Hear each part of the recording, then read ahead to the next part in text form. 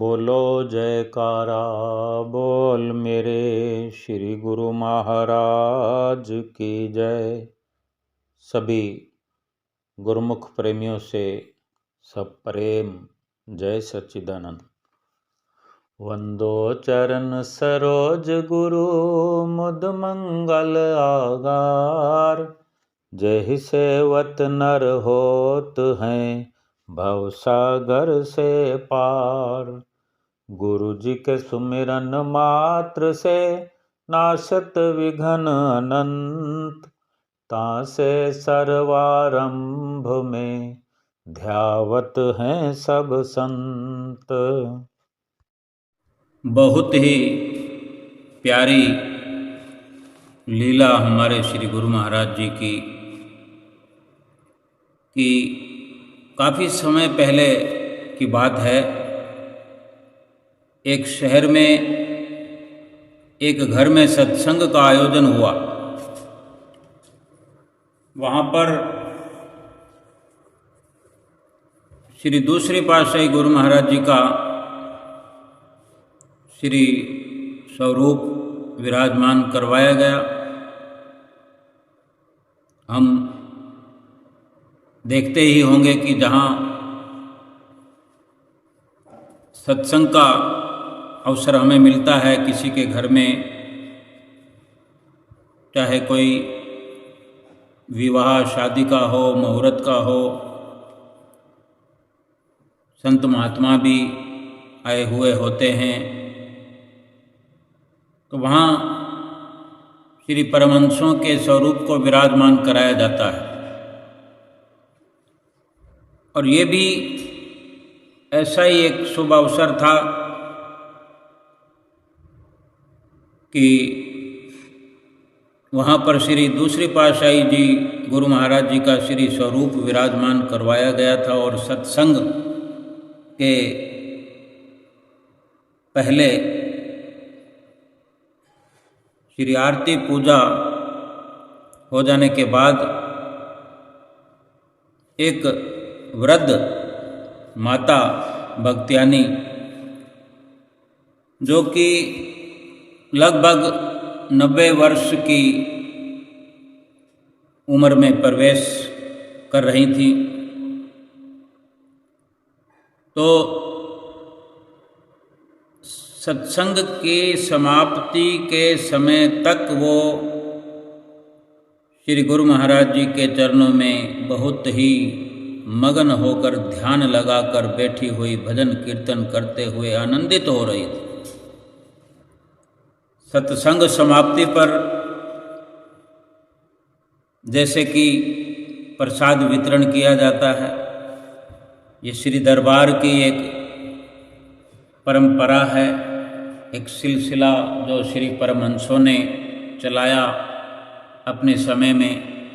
आज तक भी श्री हुजूरी में हम अक्सर देखते हैं कि बड़ी श्री परमहंसों की हम गुरुमुख प्रेमियों पर अनंत अनंत कृपा है, उनकी रहमत है कि हमें सत्संग का जो अवसर मिलता है, श्री परमहंसों के दर्शन, श्री आरती पूजा, सत्संग, सुमरन, ध्यान, सभी प्रकार का लाभ गुरुमुख प्रेमियों को हुआ करता है। और ऐसे अनेक गुरुमुख भी उपस्थित होते हैं जो केवल श्री परमहंसों के दिव्य दर्शनों की ओर निहारते हुए अपने भीतर गोता लगाने लगते हैं, सुरती को अंतर्मुखी करते हुए ऐसे ध्यान में मगन हो जाते हैं कि फिर उन्हें कुछ पता भी नहीं लगता। और कई गुरुमुख प्रेमियों के आँखों से सतगुरु के प्रेम के आंसू निकलने लगते हैं। ये सतगुरु का प्रेम गुरुमुख प्रेमियों के आँखों से झलकता हुआ आसपास के बैठे गुरुमुख भी बड़ी आसानी से देख पाते हैं। ऐसा ही अवसर वहाँ देखने को उस वक़्त मिला। ये दूसरे पातशाही गुरु महाराज जी के समय की लीला है कि जिनके घर सत्संग हो रहा था वहाँ दूसरी पातशाही गुरु महाराज जी के स्वरूप को विराजमान कराया गया था और सत्संग का आयोजन हो रहा था। और एक माता जी जो आरती के बाद वहाँ पर आई, 90 वर्ष की जिनकी उम्र है। कितनी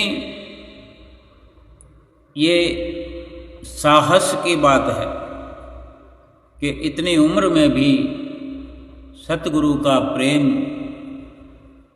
उनके सेवकों को अपनी ओर आकर्षित कर देता है, खींच लेता है और गुरुमुख प्रेमी खींचे चले आते हैं सतगुरु के प्रेम में।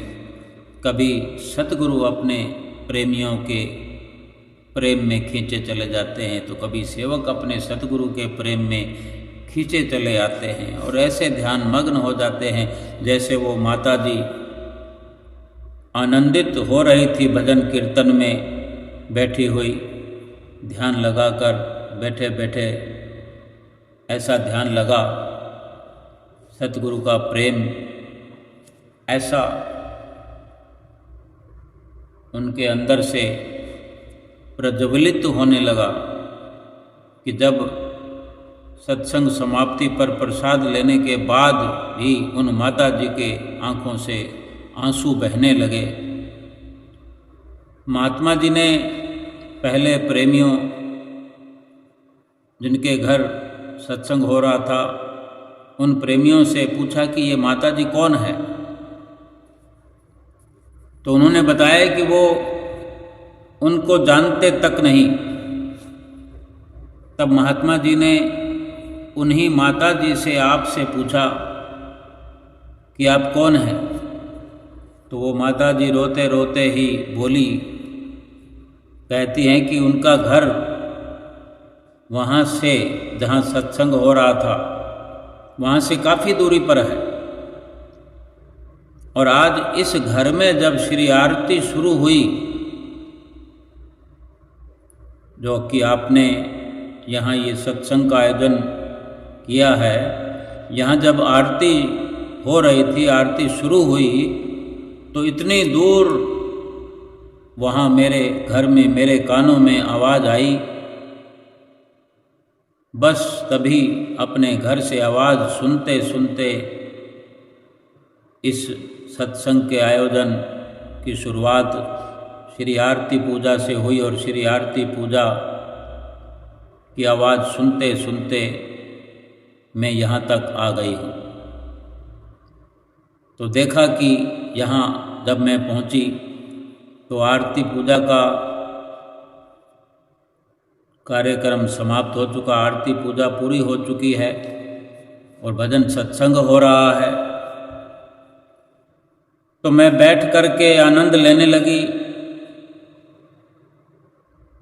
तो महात्मा जी ने फिर पूछा कि आपके रहबर कौन हैं, आपने किन से नामदान लिया है। तब उन माता जी ने बताया कि मैंने श्री परमहंस दयाल जी से नामदान प्राप्त किया है और श्री स्वरूप की ओर इशारा करके बोली कि ये मेरे गुरु भाई है। दूसरी पातशाही गुरु महाराज जी की ओर इशारा करके बोली, यानी पहली पातशाही गुरु महाराज जी से उन्होंने नामदान जब लिया था तब दूसरी पातशाही गुरु महाराज जी उनके साथ श्री परमहंस दयाल महाराज जी के चरणों में उपस्थित हुआ करते थे, मत्था टेका करते थे, सत्संग का लाभ उठाया करते थे। और वही वो बता रही थी कि ये दूसरी पातशाही गुरु महाराज जी जो हैं मेरे गुरु भाई हैं। ऐसे अनेक गुरुमुख प्रेमी आज हैं जो कि कह सकते हैं, चाहे वो श्री हजूर छठी पातशाही गुरु महाराज जी के साथ रहे हों और पंचम पातशाही गुरु महाराज जी के समय एक साथ उठे बैठे हों, लेकिन अब श्री हुजूर गुरु महाराज जी को सभी दंडवत प्रणाम करते हैं, लेकिन वो लीला, वो नज़ारे, वो कहने के लिए तो फिर बड़े फ़क्र से कहते हैं कि हमारा कमरा हुजूर गुरु महाराज जी के नज़दीक था, हम हुजूर गुरु महाराज जी के साथ ये सेवा करते थे। बहुत सारी लीलाएं गुरुमुख प्रेमियों को सुनने को मिलती हैं। तो यही वो जिक्र कर रही थी कि मैं दूसरी पातशाही गुरु महाराज जी जो कि मेरे गुरु भाई हैं, तो महात्मा जी और वहाँ उपस्थित सभी गुरुमुख जन ये बात सुनकर उसके मुंह से बड़े हैरान हुए, चौंक गए। महात्मा जी ने फिर पूछा कि महात्मा जी ने कहा कि श्री गुरु महाराज जी अगर आपके गुरु भाई हैं तो आप कोई उनकी लीला ही सुना दो हमें। तो भाव से भरपूर होकर माता जी बोली कि इनकी तो इतनी लीलाएं हैं कि सुनाते सुनाते ही जाने कितना समय बीत जाएगा और मैं शायद इनकी लीलाओं का वर्णन कर ही ना पाऊं। और इस प्रकार फिर उन्होंने बताया कि पहले समय में श्री परमहंस दयाल महाराज जी के समय की वो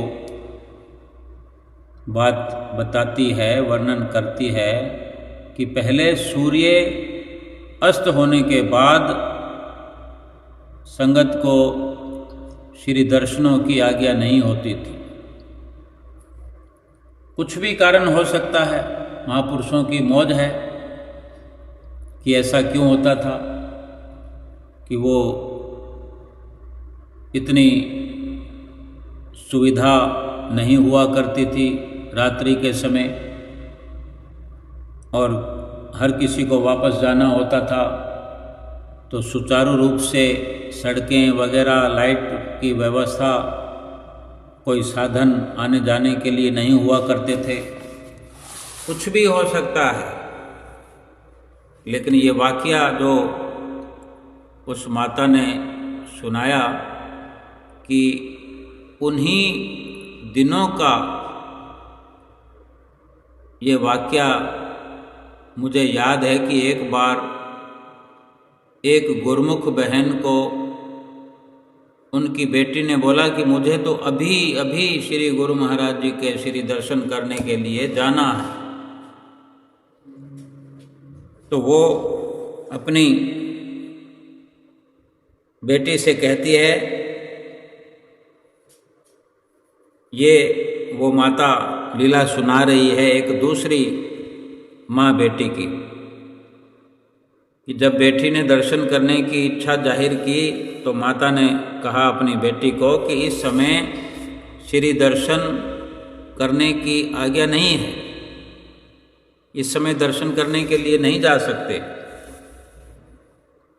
क्योंकि आज्ञा से ही सभी गुरुमुख प्रेमी चलते हैं। तब से ये श्री परमहंसों की आज्ञा का सिलसिला चल रहा है और आज श्री दरबार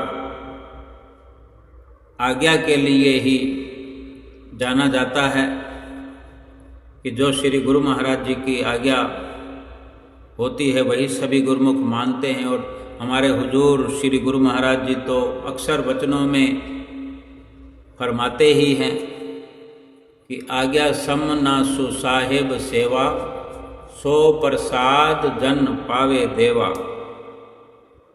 कि आज्ञा के समान और कोई सेवा नहीं है, कोई चाकरी नहीं है, कोई भक्ति नहीं है। आज्ञा में सब कुछ समाया हुआ है। जिसने आज्ञा को शिरोधार्य कर लिया, जिसने आज्ञा पर मनन कर लिया, जो आज्ञा पर चल पड़ा, चल रहा है, आज्ञा में ही तो ये सारे 5 नियमों की पालना है। जो 5 नियमों को मानता है वो आज्ञा ही तो मान रहा है।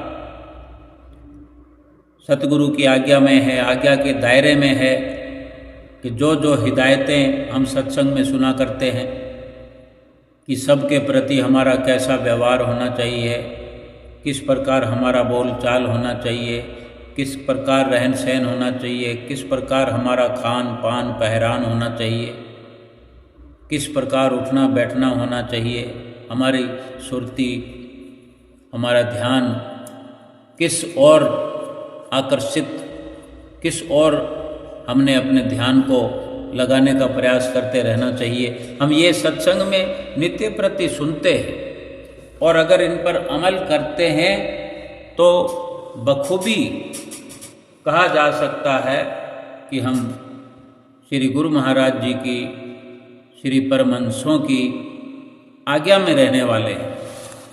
और आज्ञा अगर मानते हैं तो फिर सारी सेवा उसके अंदर समाई हुई है, सारी भक्ति उसमें समाई हुई है।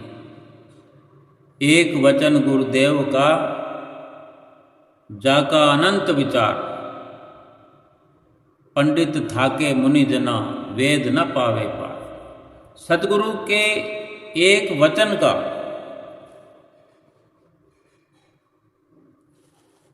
एक वचन जो गुरुदेव का है उसकी अनंत अनंत महिमा है। वेद शास्त्र भी वर्णन कर करके, गुणगान कर करके हार गए। ऐसे गुरुदेव की वचनों की, उनकी आज्ञा की महिमा है। तो जो वो माँ बेटी की लीला वो माता सुना रही है कि समय हो चुका था, सूर्य अस्त होने वाला था। क्योंकि सूर्य अस्त अगर होने वाला हो तो वो वहाँ से चलकर जब तक वहाँ पहुँचे श्री गुरु महाराज जी के दर्शनों के लिए तो सूर्य अस्त हो जाए, तो दर्शन होने की फिर आज्ञा नहीं थी। और ये सारा हिसाब लगाकर उसने अपनी बेटी को कह दिया। लेकिन वो बच्ची थी, जिद पकड़ ली उसने और जिद में ही बोली कि मुझे तो अभी जाना है, अभी आज श्री दर्शन जरूर करने हैं, आप जल्दी चलो तो हम सूर्यास्त होने से पहले ही पहुंच जाएंगे।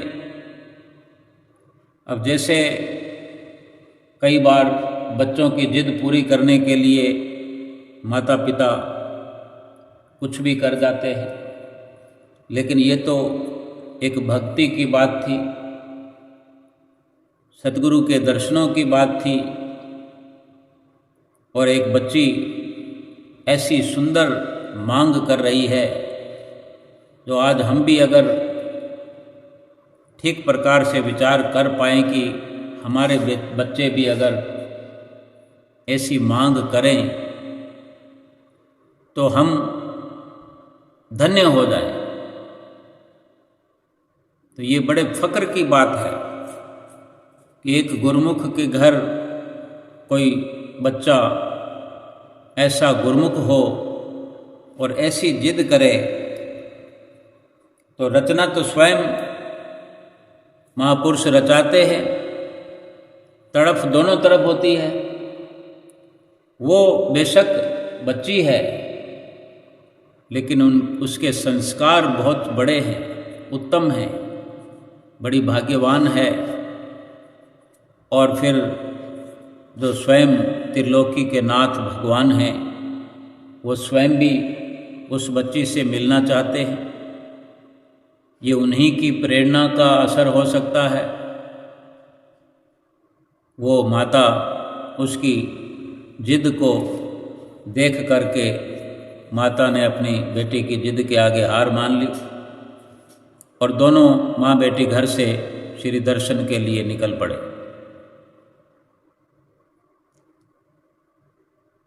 विचार करने वाली बात है, विशेष बात यही है कि सूर्य अपनी गति से अस्त होने के लिए बढ़ रहा था। सूर्य तो अस्त होने ही वाला था, समय हो चुका था, उनको पता था। बच्ची ना समझती हो बेशक, लेकिन उसकी माता को तो पता था, तभी उसने बताया कि सूर्य अस्त होने वाला। तो अचानक से उस बच्ची ने माता के साथ चलते हुए सूर्य की ओर उंगली उठाने के साथ साथ बोला, सूर्य की तरफ उंगली करते हुए, इशारा करते हुए उस बच्ची ने अपने मुंह से कहा कि ऐ सूर्य देव, जब तक हम श्री दर्शन न कर लें तब तक आप अस्त मत होना, यूं ही अपनी रोशनी बनाए रखना। ऐसा निर्मल भाव था उसका, ऐसा उसका लगाव था, ऐसी लगन थी, सुरती सतगुरु से जुड़ी हुई थी। और ऐसा उस वक़्त प्रतीत हुआ कि जैसे सूर्य वहीं का वहीं थम गया, जो अपनी गति से चल रहा था अस्त होने के लिए, वो वहीं का वहीं रुक गया और वो माँ बेटी आश्रम में श्री दर्शन के लिए पहुँच गई। उन्होंने श्री गुरु महाराज जी के श्री चरणों में माथा टेका और श्री गुरु महाराज जी ने आशीर्वाद देकर प्रसाद देते हुए वचन फरमाए कि बेटी, अब तुमने माथा टेक लिया है, दर्शन कर लिए हैं, प्रसाद भी ले लिया है, तो आप जिसे रोक कर आई थी अब उसको बोल दो कि वो चला जाए। ऐसे हैं हमारे श्री गुरु महाराज जी, ऐसे दयालु हैं, अंतर्यामी हैं, सबके लिए बड़े ही भाव से विभोर होकर खुशियाँ प्रदान करते हैं। ऐसे दयालु और ऐसे प्रेमियों के दिल की बातों को जान लेते थे, जिस प्रकार आज हमारे हुजूर गुरु महाराज जी हमारे दिल की जानने वाले हैं। घट घट की बात को जानते हैं, पहचानते हैं। ये सिलसिला आज का नहीं, श्री परमहंस दयाल महाराज जी ने जब से ये रचना रचाई है तभी से चला आ रहा है। अंतर्यामी सतगुरुदेव हमारे, हम गुरुमुख प्रेमियों के दिलों की बात को जानकर हमारा हर वक़्त, हर पल, हर घड़ी हमारा उद्धार करते हैं, कर रहे हैं। घट घटवासी हमारे परम आराध्य देव श्री परमहंस अवतार श्री दूसरी पातशाही जी श्री गुरु महाराज जी, श्री परमहंस दयाल जी श्री प्रथम पातशाही जी श्री गुरु महाराज जी ने प्रेमियों को वचन फरमाए कि आप श्री स्वामी स्वरूपानंद जी श्री दूसरी पातशाही जी के बारे में गुरुमुख प्रेमियों को जो उपस्थित थे तो एक बार वचन फरमाए थे कि आप इनको जिस भाव से देखोगे उसी रूप में दर्शन पाओगे। ये कृष्ण भगवान हैं, ये श्री रामचंद्र जी महाराज हैं, ये परम संत कबीर साहब जी हैं, ये गुरु नानक देव महाराज जी हैं। आपको सभी रूपों में इनके ही दर्शन करने का सौभाग्य प्राप्त होगा, आप अगर चाहें।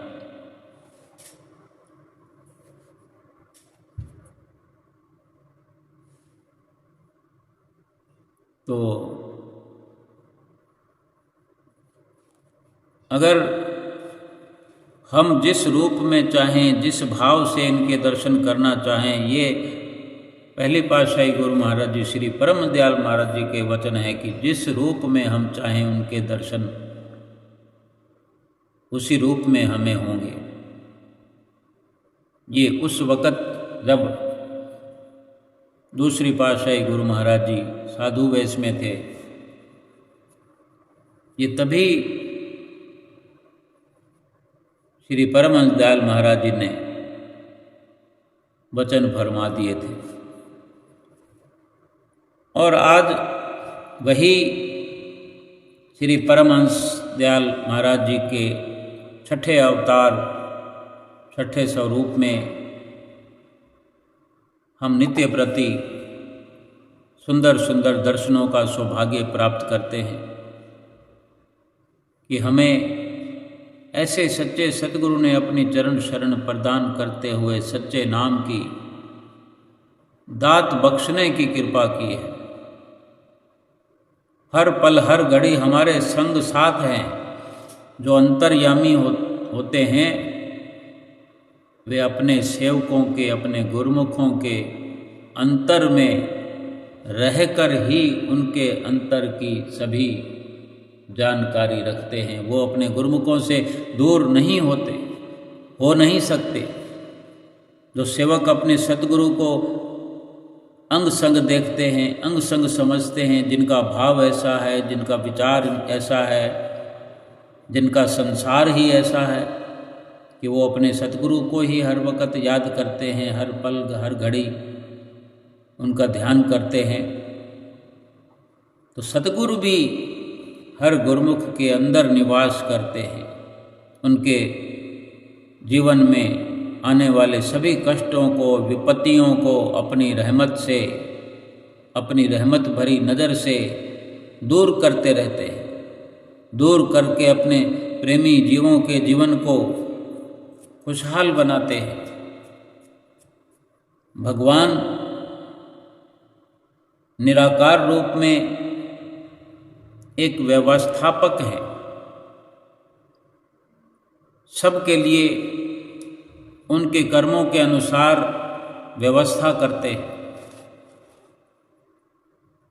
दुख आता है तो अपने कर्मों के अनुसार आता है। भगवान जिसका जैसा कर्म होता है उसके अनुसार उसके जीवन को चलाते हैं। दुख के समय दुख भेज देते हैं, सुख के समय सुख भेज देते हैं। यही भगवान का, निराकार भगवान का ये सतगुरु दूसरा रूप है, जिसे साकार रूप में कहते हैं। एक निराकार रूप, एक साकार रूप। ये साकार रूप सतगुरु का लेकर भगवान स्वयं अवतरित हुए हैं, जिनकी हम चरण शरण में हैं। ये हम पर हर पल हर घड़ी दया करते हैं। हमारे दुख कष्ट अपने पर ले लेते हैं। हम अगर सतगुरु का ध्यान करते हैं, सतगुरु की वाणी पर, सतगुरु की आज्ञा व मौज पर चलते हैं, तो सतगुरु हमारे जीवन में आने वाले कष्टों का निवारण कर देते हैं। कुछ हमारे जीवन में नहीं भी लिखा होता है तो वो अपनी दया से, अपनी मेहर से संशोधन कर देते हैं। हमसे भक्ति करवाते हैं, हमसे सेवा करवाते हैं। सेवा का अवसर, सेवा का भंडार खोल दिया है श्री आनंदपुर धाम की रचना करके। उन्हें कोई प्रयोजन नहीं है, उन्हें अपने लिए कोई ज़रूरत नहीं है।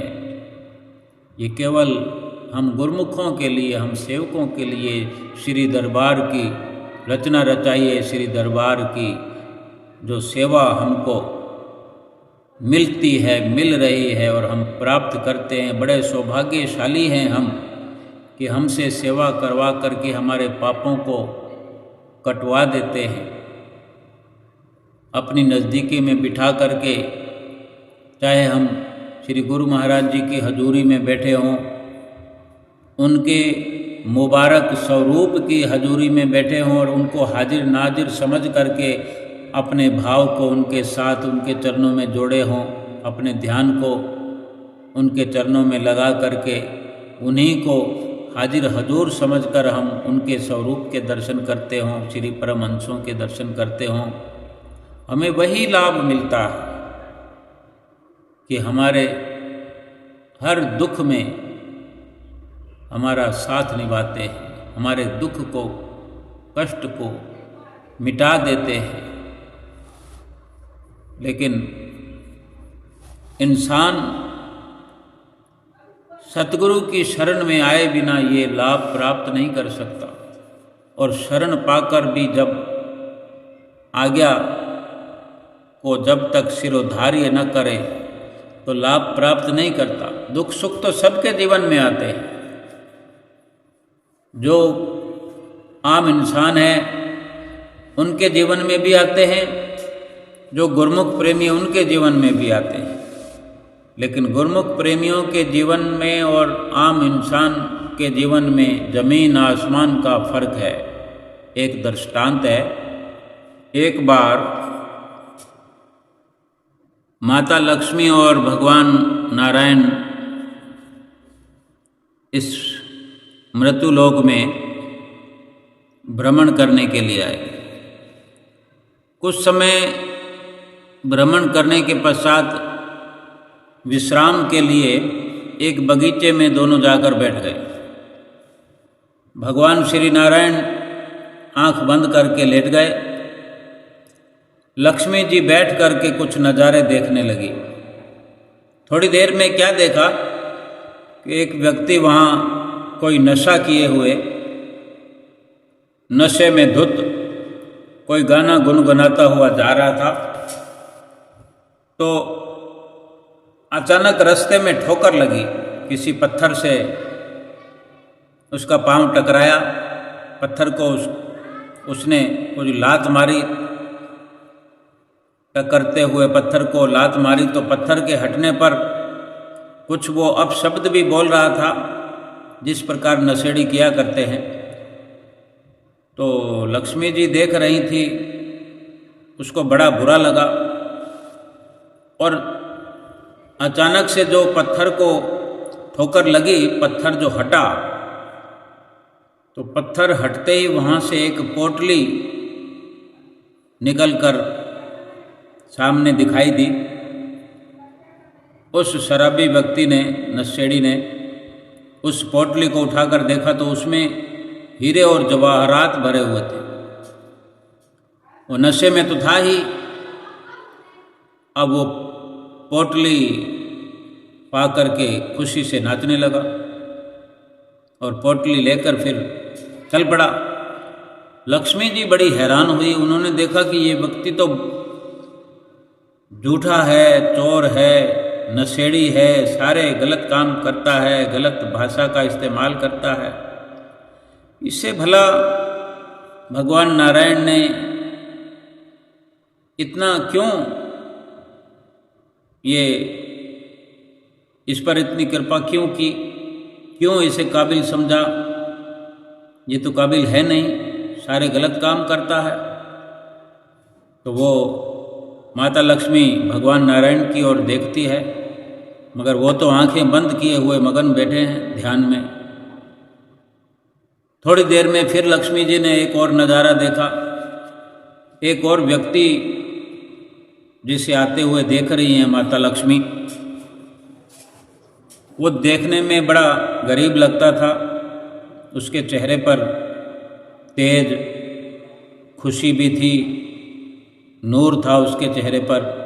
कपड़े उसके बड़े पुराने थे किंतु साफ सुथरे थे।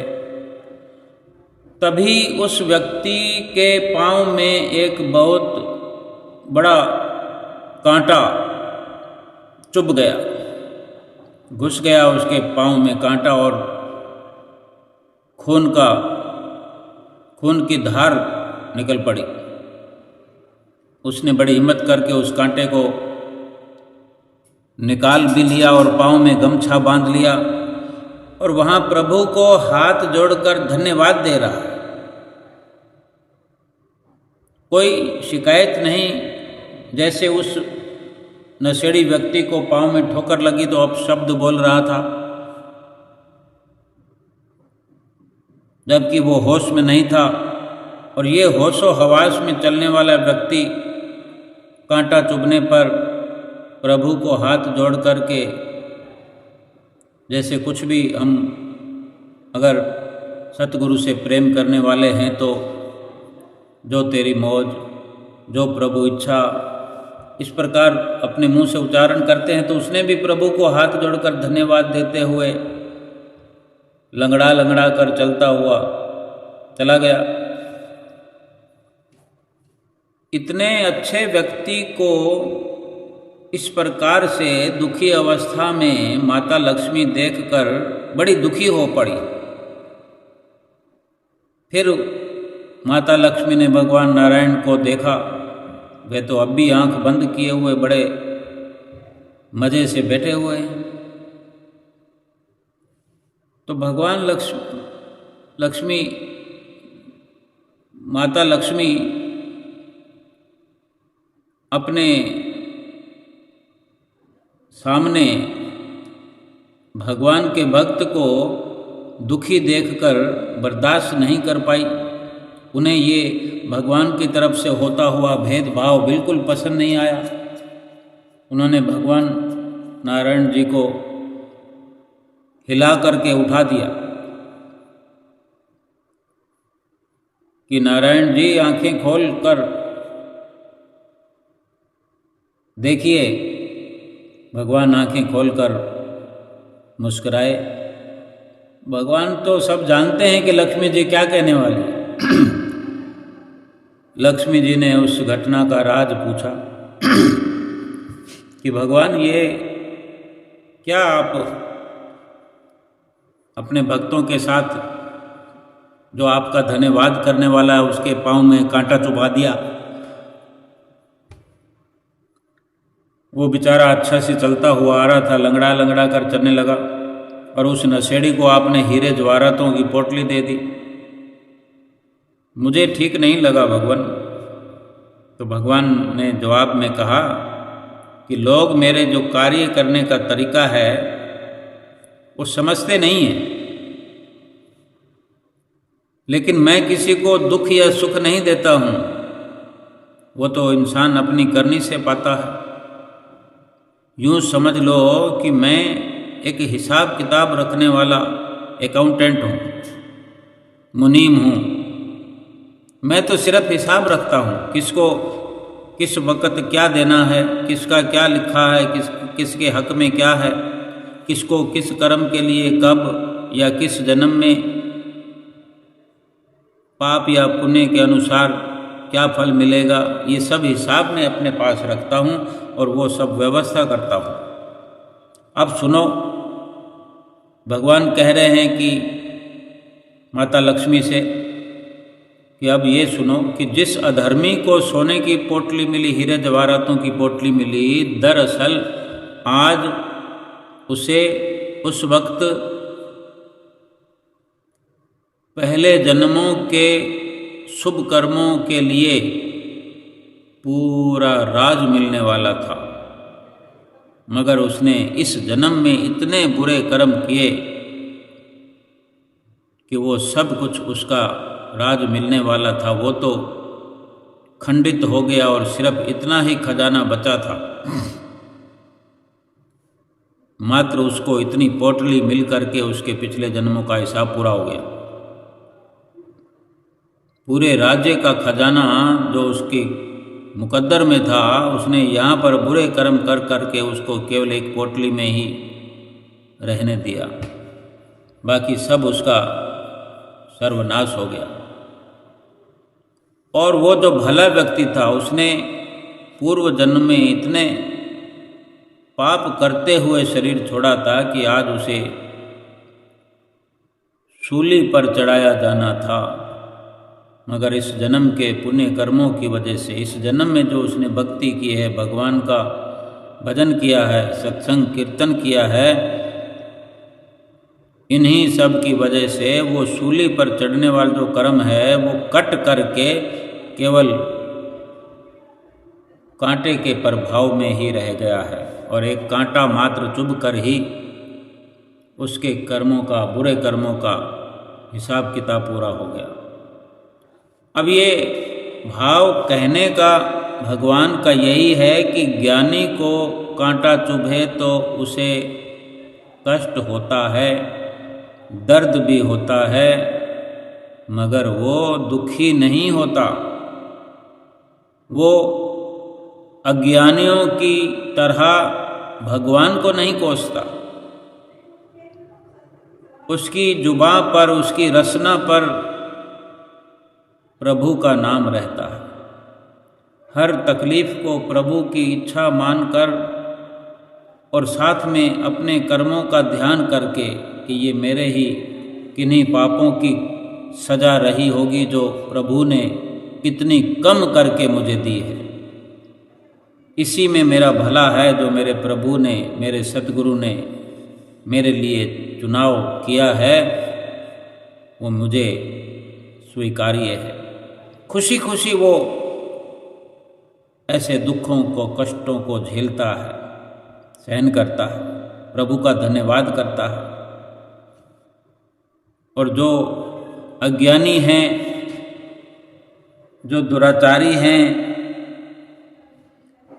वे हर वक्त भगवान को कोसते हैं और अपने बुरे कर्मों को, पापों को कभी याद नहीं करते, कभी ध्यान नहीं देते कि हमसे भी कोई गलतियां हुई होंगी, हमसे भी गलतियां यहाँ भी हो रही हैं। लेकिन गुरमुख प्रेमी सच्चे दिल से अपने सतगुरु पर विश्वास करते हैं, अपने सतगुरु की आज्ञा की पालना में हर वक्त तत्पर रहते हैं। उनकी तो आधी से ज़्यादा लगभग सजा तो माफ़ ही हो जाती है, सेवा करने से, श्री आरती पूजा करने से, सत्संग करने से। क्योंकि जब ये 5 नियमों की हम पालना करते हैं, दर्शन करते हैं, ध्यान करते हैं, तो अनेक अनेक पाप कर्मों से बच जाते हैं। जब जब हमारा मन, हमारा चित्त सतगुरु की भक्ति में लगा होता है, चाहे हम दर्शन कर रहे हों, ध्यान कर रहे हों, सत्संग में बैठे हों, भजन सुमरन कर रहे हों, जितना समय मुकर्रर किया गया है सतगुरु ने हमारे लिए, अगर हम आज्ञा में चलते हैं तो उतने समय में हम बुरे कर्मों से, पाप कर्मों से बच जाते हैं। चुगली करने से बच जाते हैं, निंदा करने से बच जाते हैं, किसी के लिए बुरा सोचने से बच जाते हैं, किसी विवाद से बच जाते हैं, झूठ बोलने से बच जाते हैं, क्रोध करने से बच जाते हैं, लोभ से बच जाते हैं, मोह से बच जाते हैं।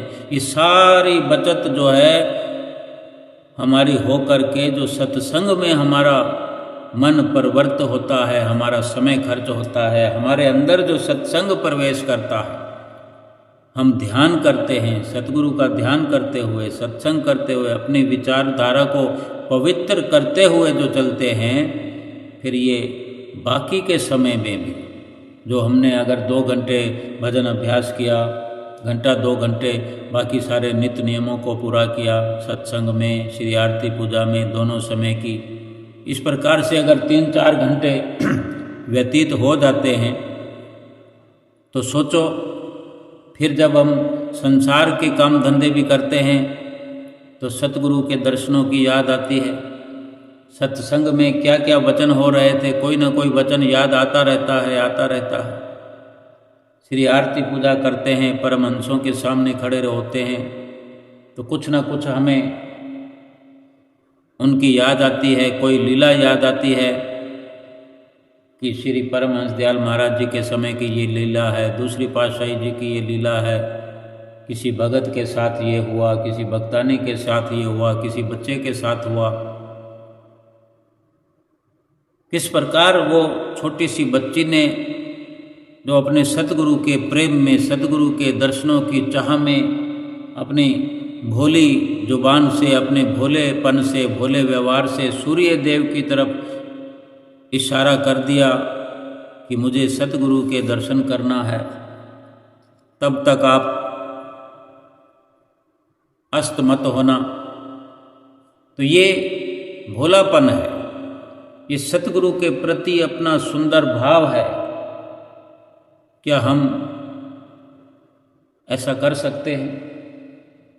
लेकिन हमारा ऐसा भोला भाव हो, सतगुरु से ऐसा लगाव हो, सतगुरु से प्रीत हो, तो आज तो वक़्त ऐसा बदल गया है, इतना सुंदर वक़्त है कि हमारे श्री गुरु महाराज जी जहाँ तहाँ पहुँच करके हमें घर बैठे दर्शन देते हैं। श्री दरबार में जब जहाँ हम पहुँच करके जब तब दर्शन किया करते हैं, लाभ प्राप्त किया करते हैं। इतना अच्छा समय है।